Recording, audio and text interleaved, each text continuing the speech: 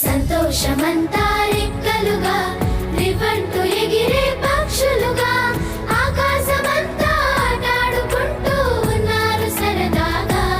ఒకరేమో సీను ఒకరేమో చున్ను కలిసారే ప్రాణంగా కురిసారే వర్షంగా.